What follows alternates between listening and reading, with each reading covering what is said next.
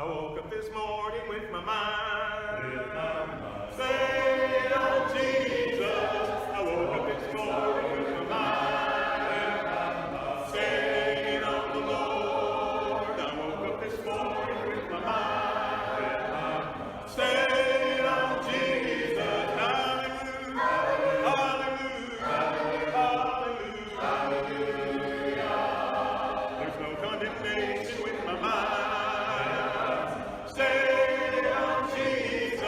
There's no condemnation with my mind stayed on the Lord. There's no condemnation with my mind stayed on Jesus. Hallelujah, hallelujah, hallelujah. I'm singing and praying with my mind stayed on Jesus. I'm singing and praying with my mind stayed on the Lord. I'm singing and praying with my mind stayed on Jesus. Hallelujah, hallelujah, hallelujah. I can't hate my neighbor with my mind stayed on Jesus. I can't hate my neighbor with my mind stayed on the Lord. I can't hate my neighbor with my mind stayed on Jesus. Hallelujah, hallelujah, hallelujah. Well, I woke up this morning with my mind stayed on Jesus. I woke up this morning with my mind stayed on the Lord. I woke up this morning with my mind stayed on Jesus. Hallelujah, hallelujah, hallelujah, hallelujah,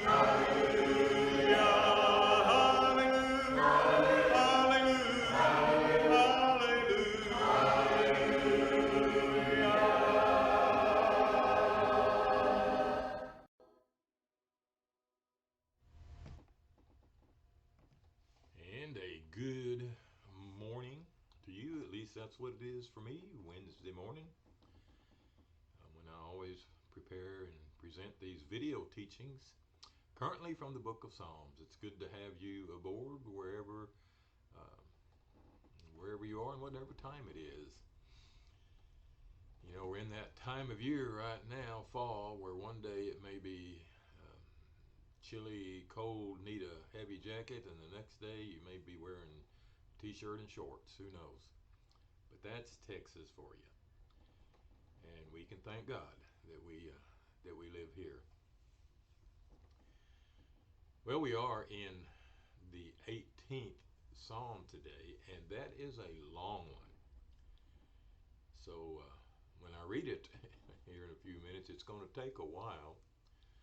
I thought about breaking it down into sections, but that's really not what we're after here, a thorough unpacking of these Psalms, but more the gist of the Psalm and what David, if indeed he wrote it, is communicating through the Psalm, that somehow we can grab a hold of that and make it a part of us. And there's plenty in this Psalm today that will do that, not just because of its length, but because of what it is.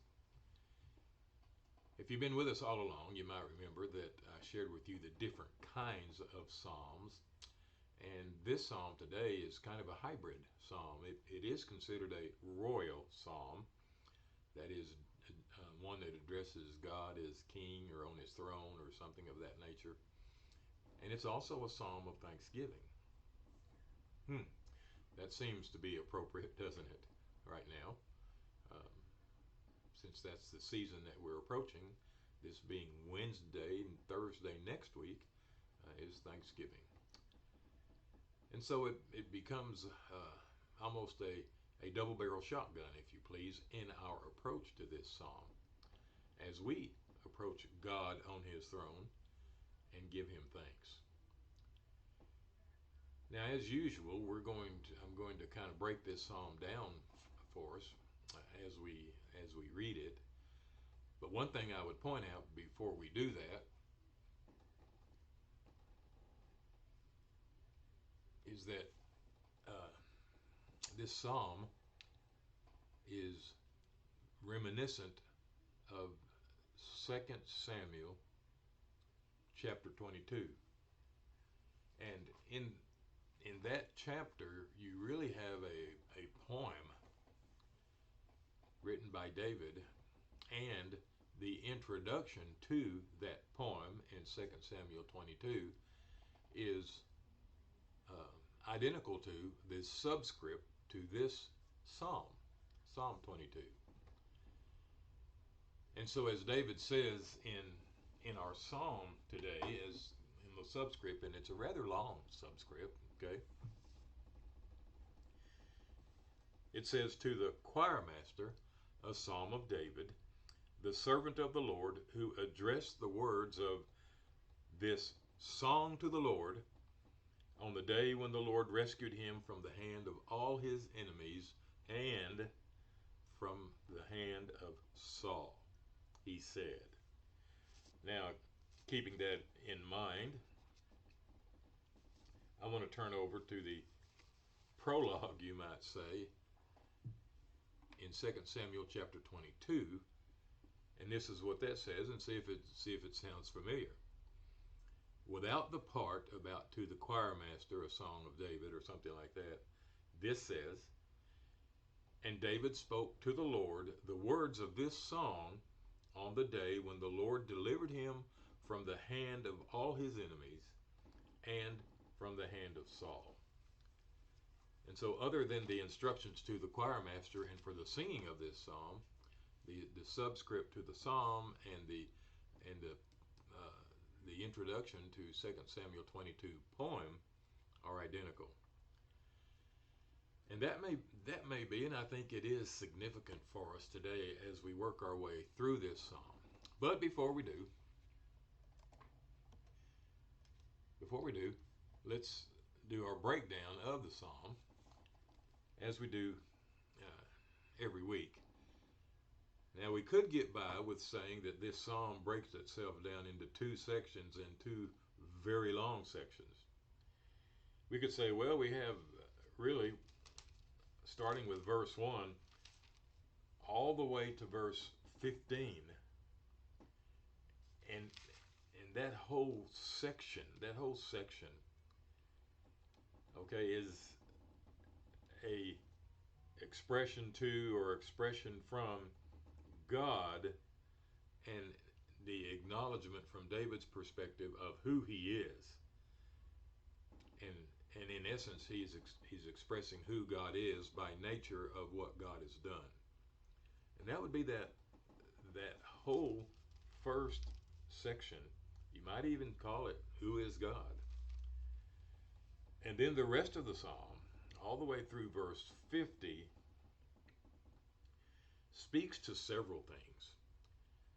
But fundamentally, it speaks to the righteous actions of God for his anointed ones.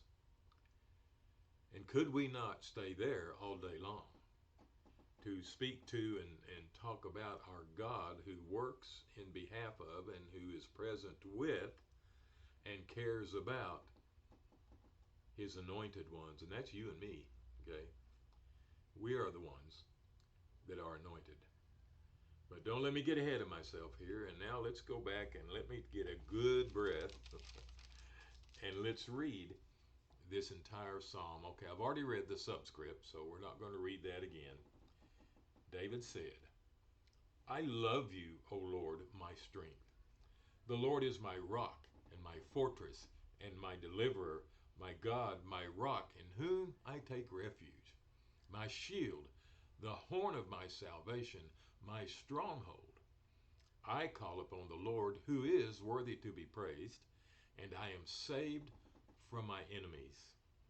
The cords of death encompassed me, the torrents of destruction assailed me, the cords of Sheol entangled me, the snares of death confronted me. In my distress, I called upon the Lord." 2 Samuel 22 has these very words too. In my distress, I called upon the Lord. To my God, I cried for help. From his temple, he heard my voice, and my cry to him reached his ears. Then the earth reeled and rocked. The foundations also of the mountains trembled and quaked because he was so angry. Smoke went up from his nostrils, and devouring fire from his mouth. Glowing coals flamed from him. He bowed the heavens and came down. Then darkness was under his feet. He rode on a cherub and flew. He became swiftly on the wings of the wind. He made darkness his covering, his canopy around him, thick clouds dark with water. Out of the brightness before him, hailstones and coals of fire broke through the clouds. The Lord also thundered in the heavens, and the Most High uttered his voice, hailstones and coals of fire, and he sent out his arrows and scattered them. He flashed forth lightnings and routed them. Then the channels of the sea were seen, and the foundations of the world were laid bare. At your rebuke, O Lord, at the blast of the breath of your nostrils. He sent from on high, he took me, he drew me out of many waters, he rescued me from my strong enemy and from those who hated me. For they were too mighty for me. They confronted me in the day of my calamity, but the Lord was my support. He brought me out into a broad place. He rescued me because he delighted in me. The Lord dealt with me according to my righteousness, according to the cleanness of my hands he rewarded me. For I've kept the ways of the Lord, and have not wickedly departed from my God.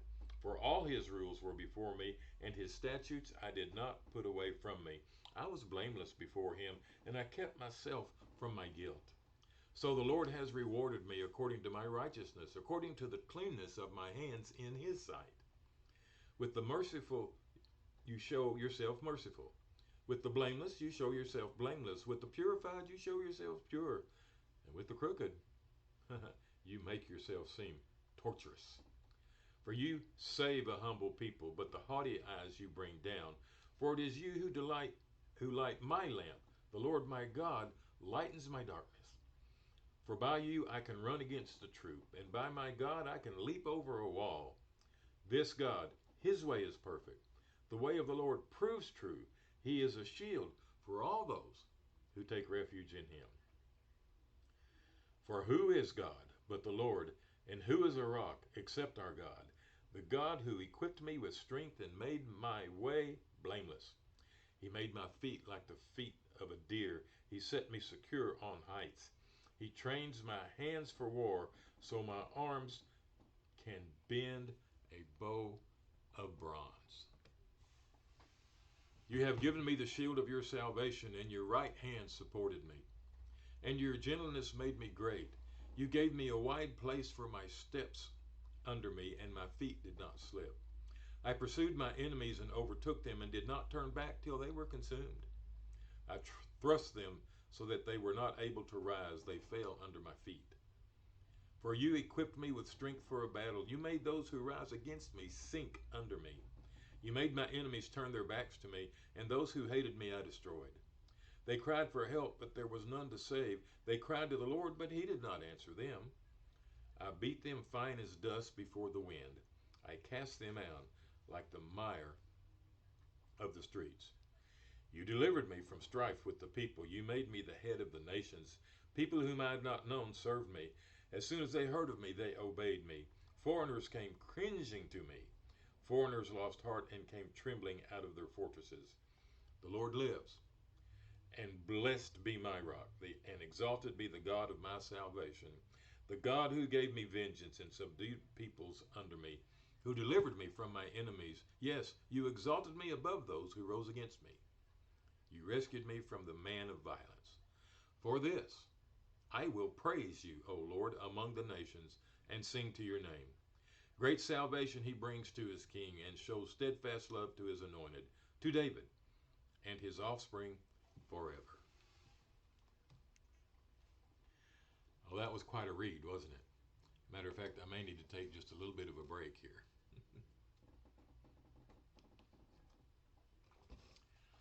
There's so much in here that we could talk about today, and I'll touch on most, if not all of them. But my suggestion would be that you read this again yourself and notice the sections of the psalm and what they say. For example, the psalm is going to open with David's recognition, and you might say epithets, of God, descriptions of God. And look at the words. Look at the words that he uses: fortress, deliverer, rock, refuge, shield, horn of salvation, stronghold. You know, David David recognizes the the strength of relationship that he has with God and who God is. Now, before he acknowledges all these different aspects or ways of describing God, the first thing he says is, I love you. I love you, O Lord, my strength. This is a very strong word for love. It's not used, considering the length of the Old Testament, it's not used really all that much. It's interesting that the first time this word is used, raha. It's in Exodus chapter 33, and you might remember there where Moses has been pleading to God to say, I'm not going to lead these people out of Sinai here unless I'm assured that you are with me. And that will be the sign for these people that you are with me.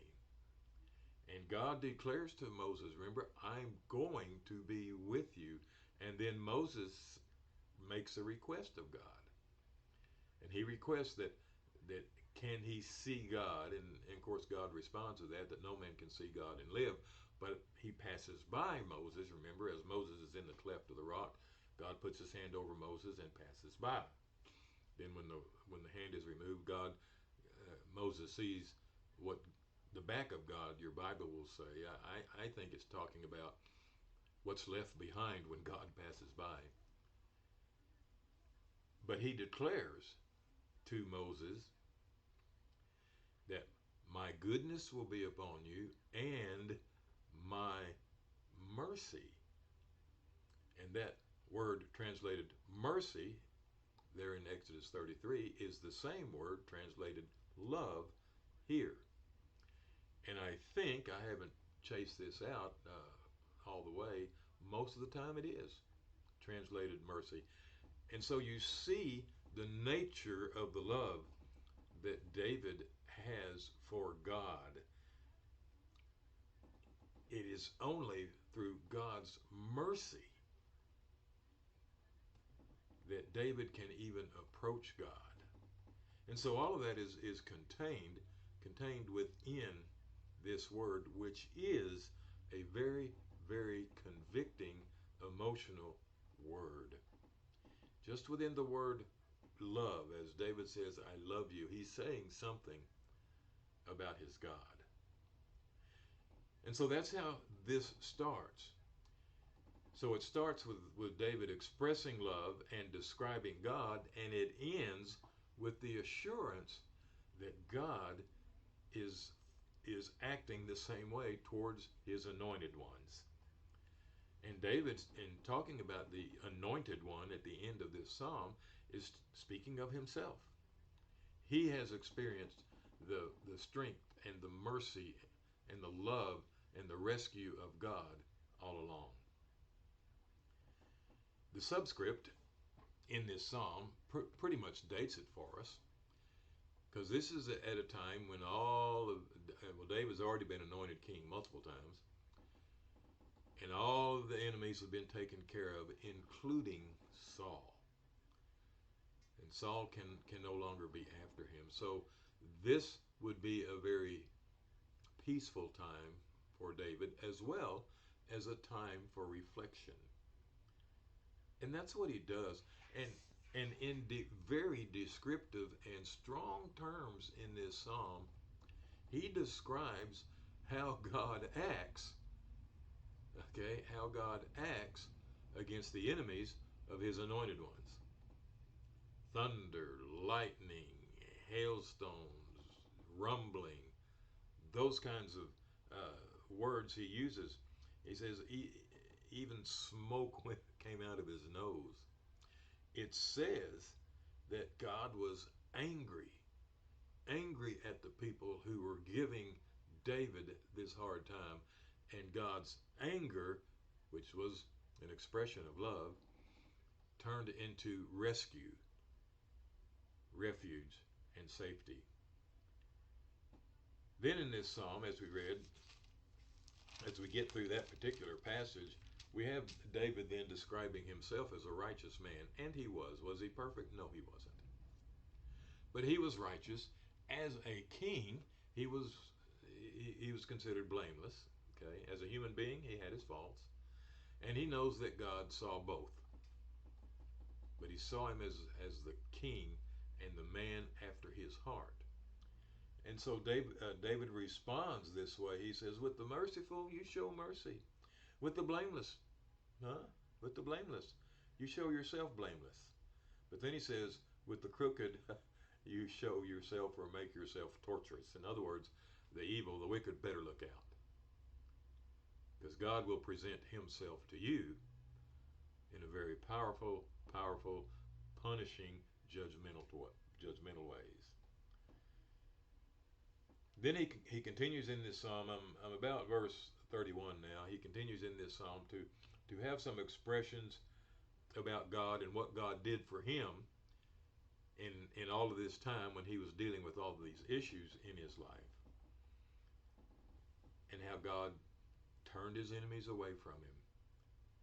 And then David finishes by understanding how God comes to the aid and the protection of his anointed one. Oh, there's so much we can take away from this. Okay, I wonder when was the last time you expressed from the bottom of your heart how much you love God. Just how much do you love God?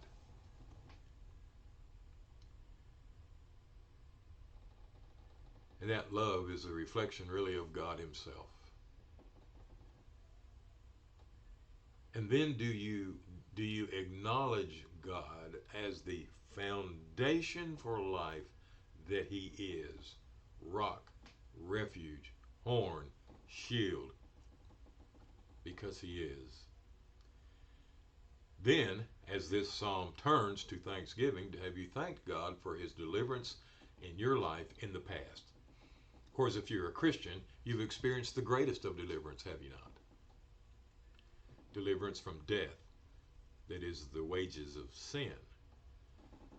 But has he acted in your life at other times to bring you some rescue and refuge in your life? And maybe it was a long time after all that was over that you realized that that's what he did.